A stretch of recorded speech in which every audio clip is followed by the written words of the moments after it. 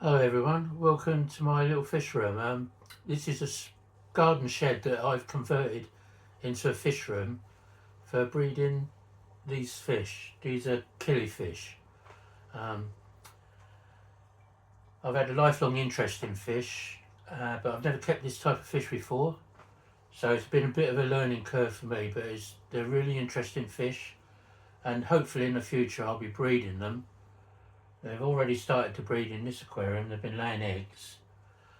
So hopefully in the future I'll be setting up some small fish tanks in here to actually breed them properly. As I say, this is just a potting shed. I started building it, well I didn't build the shed, I bought the shed. And it's an 8x6 potting shed. But it came as a basic potting shed, there was no insulation, nothing. So I've spent over the winter period and the autumn lining it all out and insulating it, and in this video I'll put some stills up of the things that I had to do to make sure it was well insulated. I've got a small heater in here, a tube heater on the wall, which makes sure it doesn't fall very low at night. During the coldest period we've had, which was a few weeks ago, it never got below 7 degrees, so that's fine. I say these are killifish. I've never kept them before. They're really interesting type of fish. They come from Africa, Central America, all over the world actually, tropical places mostly. But they breed in small forest pools, which are, sometimes these pools dry up. So the adults lay the eggs in the pool, in the substrate or on the plants. The pool gradually dries up, the parents die, and when the rains come again, the pool fills up with water and the eggs hatch. Nature has equipped these fish to deal with this sort of situation. But this particular species I'm keeping, they're not an annual species. They can live 3-4 years, but some will only live for a year, but not these. So I'm new to keeping these, and it's been really interesting so far.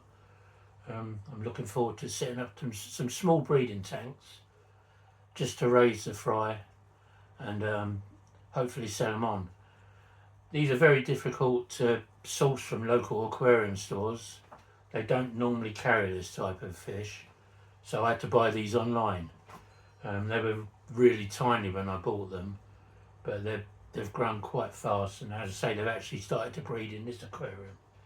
But this will be like a main display aquarium in this room. It's only a small aquarium, but the beauty of these fish is they can live in very small aquariums. They don't need massive aquariums to keep them.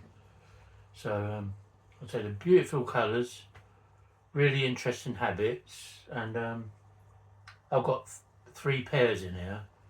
It's really interesting to watch the interaction between the different pairs. So hopefully there'll be more videos to come of this fish room, especially when it won't be till later on in the year. I'll start just by getting 1 or 2 little aquariums, just to transfer the fry and the eggs into these aquariums and raise them.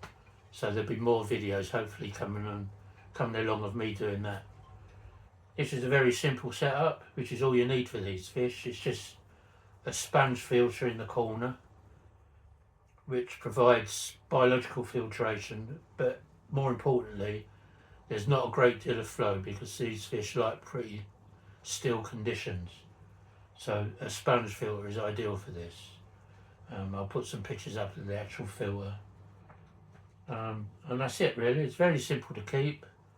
As I say, it's a bit of a learning curve for me because I've never kept these before. And they're really interesting. So hopefully when I start to do a bit more in here, I'll put some videos up and show you what I'm actually up to. There's some footage coming up now of me in the process of converting this potting shed into a fish room. And well, actually this doubles as a fish room and a bit of a shed, because underneath here I've got some garden tools, which is ideal for keeping them in. So anyway, hopefully you'll find this little video interesting, and I'll see you soon. Thanks for watching.